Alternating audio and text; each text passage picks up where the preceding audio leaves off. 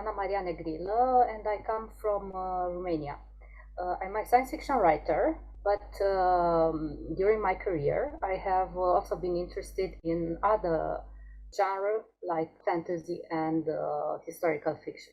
Today I will talk about some of the most important characters of a book, the narrators. Fiction books are full of voices.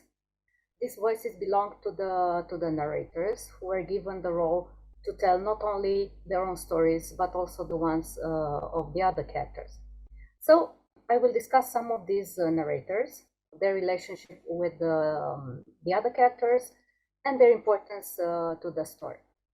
I will also refer to the experience I gained while developing female characters, and I will highlight some of the traits that make science fiction female characters look real beyond the stereotype of the strong woman. So, reading involves communication. It needs a transmitter, the writer, a communication medium, the book, a code, which is a common language, a message, and a receiver, who is the reader. Actually, several people are involved in reading a book. Some of them are real, some of them are not, but each of them has one part to play, an important part to play. One of them is the author, as I said. The others are the narrators, the characters, and of course, the readers. We can't have a book without any of these. So today I will concentrate only on the characters who also, or on those characters who also narrate the story. Of course, there are many types of narrators. The omniscient narrators, for example, are about all the characters having access to knowledge that is not available to the other characters. Some narrators are also characters who are directly involved in the narrative and can tell stories both in the first person or in the third person. Other narrators may only witness some of the events in the book, so their perspective is more limited. They are secondary characters who do not actually influence the events in the stories. And there are also narrators who did not actually witness the events in the story, found out what happened from someone else. So they present the story to the readers as it was told to them. Of course, some types of narrators are more popular than others and engage the reader in very different ways. So I will briefly enumerate some of them. So by the point of view, narrators can be omniscient, limited, multiple, or objective. And I will talk about them a little later because I have also used some of them.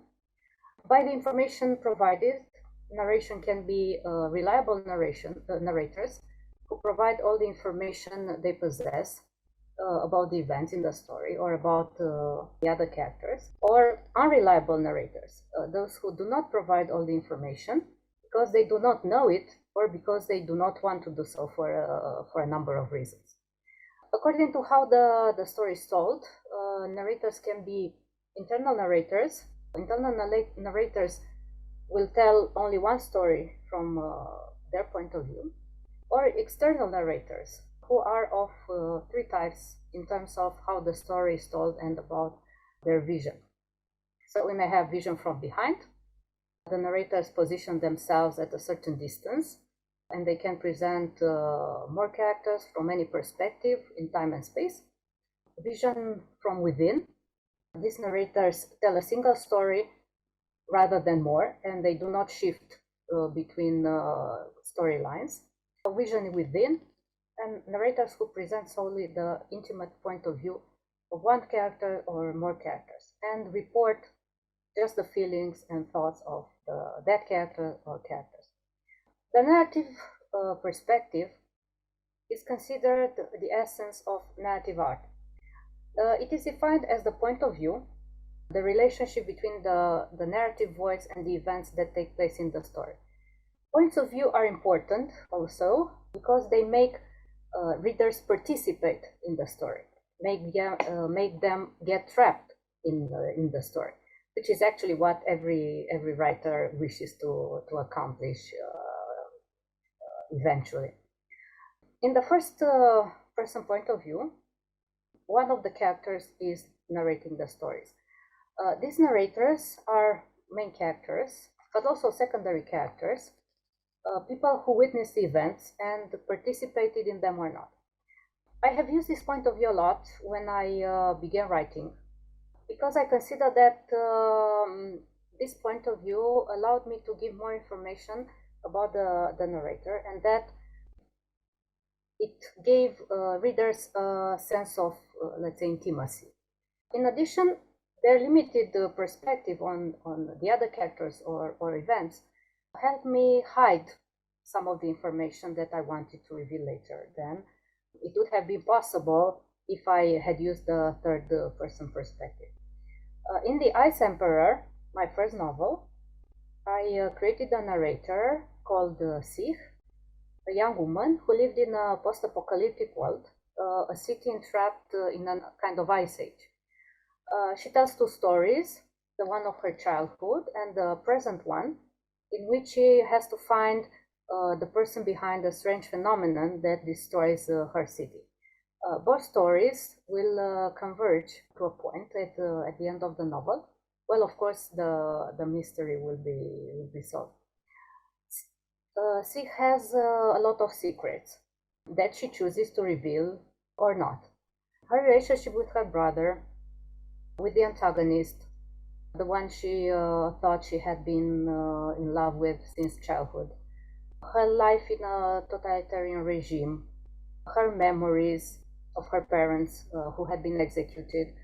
So all these stories are presented to the readers through Sich's voice. But is she a reliable or an unreliable narrator? This is what the reader will have to discover at the end of the novel. Sich is a complex character. She is strong. She has learned to take care of herself from an early age. She does not seem to need any help. But on the other hand, the trauma she experienced in her childhood makes her uncertain of her powers and decisions.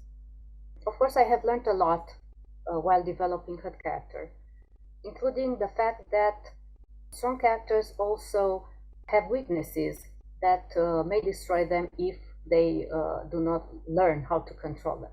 And I have also learned something important, that a bit of mystery in the development of a female character will make things more interesting, especially for the reader.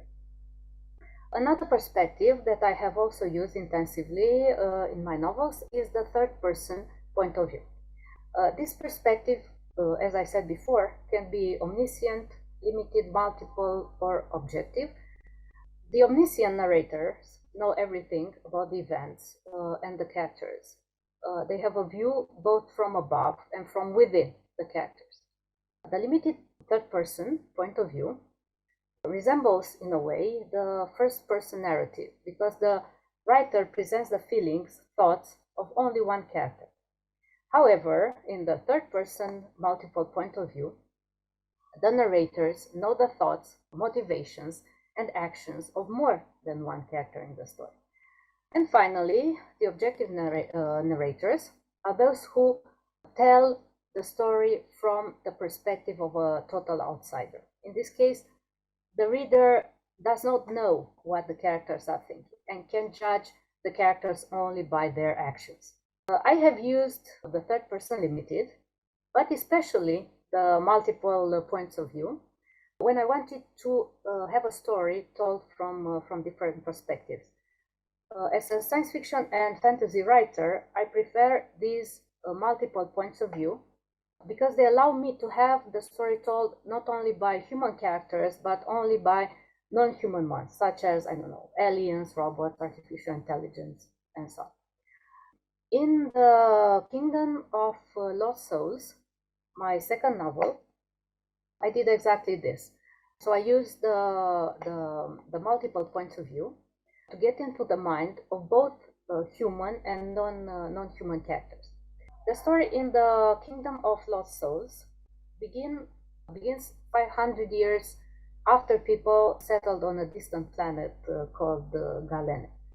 The colonists are in a dynamic process of rearranging the power relations, process in which betrayal and assassination are also present.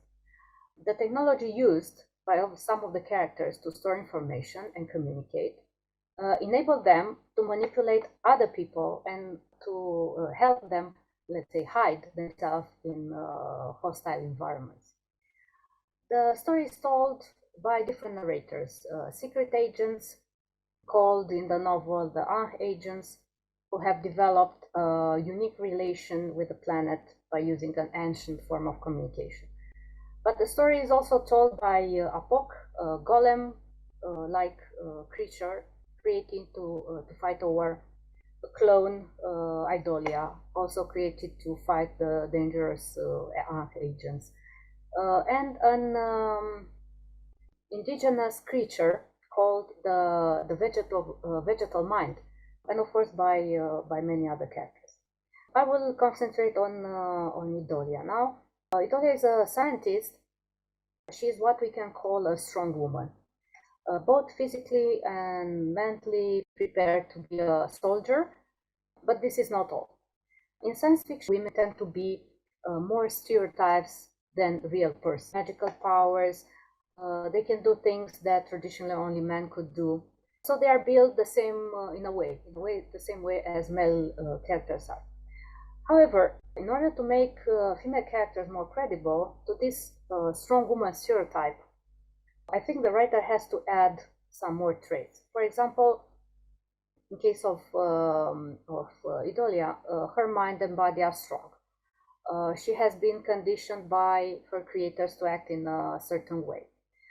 But somehow she's able to go beyond all this. She begins to experience friendship. She has doubts. She begins to ask questions. She even tries to understand her enemies. She falls in love, makes decisions. Some of them are good, some of them are bad. But finally, she leaves her former masters and embarks on a journey that will eventually take her to a distant galaxy.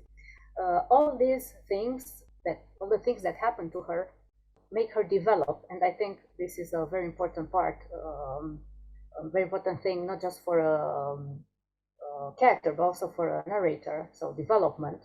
So she develops as a person, and she becomes more credible as subsequently as a character. In the Master of Shadows, one of my fantasy novels, I have several female characters. One of them is Sadara, a young woman who lives on a secluded island in a kind of, let's say, medieval society, so male-dominated society, and who has the power to influence other people's thoughts. She loves her father, she loves her half-brother, but she doesn't want to have the same destiny as the other women on the island. She wants to escape, of course, to be her own master, to decide what to do without any constraints. At a point, she meets a a stranger, who managed somehow to get to the island, and suddenly her dream of becoming independent seems to come true. So she's eventually helped by this young man, but also by a young woman, to leave the island. But when she reaches the mainland, she discovers that things are not exactly as she thought they would be. Her lack of experience and her wish for freedom make her fall into a trap. As a result, she has to analyze herself, her powers, her dreams.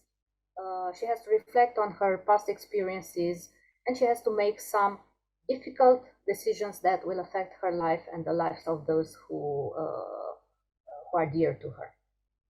On the other hand, a negative character, Queen Patrice, another character from the Master of Shadows, was also what we can call a strong woman.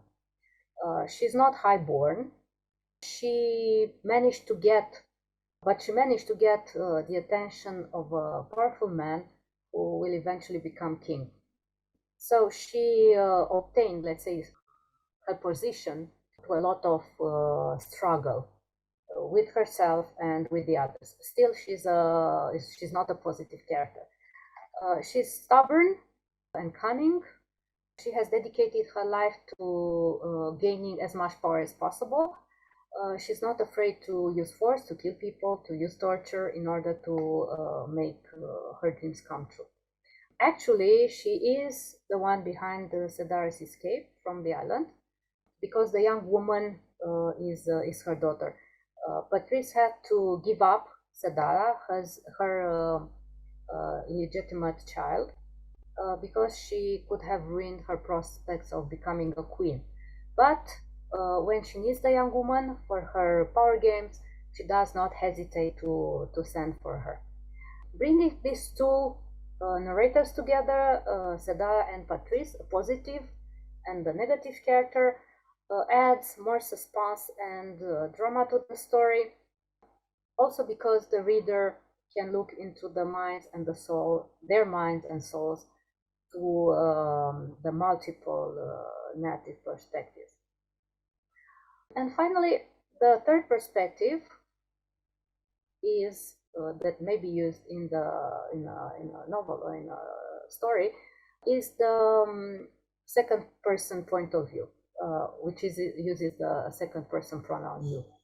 This perspective is not extremely popular. It's quite rare, actually, as it involves the reader in the narration by addressing the reader directly. I have also used this perspective, but actually only once, in a short story, in a cyberpunk story, actually, about a woman who lives in a city at the dusk of human civilization. She tells the story of her relationship with the men involved in criminal activities, as it often happens in cyberpunk stories. But she addresses this man directly. Even if the story, the short story, is not a letter, it looks as if it were. So she addresses him directly and tells him her feelings, her hopes, her worries. Of course, there are many things to say about narrators, because they are fictional characters, but at the same time, there are also the many faces of the author, of the real author, who gave them the role to narrate events, to talk about the other characters. It's a kind of, let's say, spokesperson for the author. And that's why they can talk about the others, can describe the world in which the events take place, or know a little more than the other about what's going on in the book or in the story. In conclusion, even if many writers use only one point of view in their books, actually the perspectives can be changed. So we can have first-person accounts combined with third-person accounts, or any other combination the writer may use to reach the desired effect and keep the reader engaged. Still, whatever type of narrator a writer may choose, it is important that the writer should have an intimate insight into the mind of his characters, female or male or non-human, because their actions have to be well motivated, consistent with the characters themselves and with the world they inhabit. And this is very important, especially in fantasy and science fiction, where the reader cannot rely on the real world, let's say, to understand what's going on in the story. In the end, as Ronald Barthes said, narrators and characters are essentially paper beings. And of course, the stress goes on the word beings. Characters are fictional beings, but on paper, they seem extremely real. Thank you very much.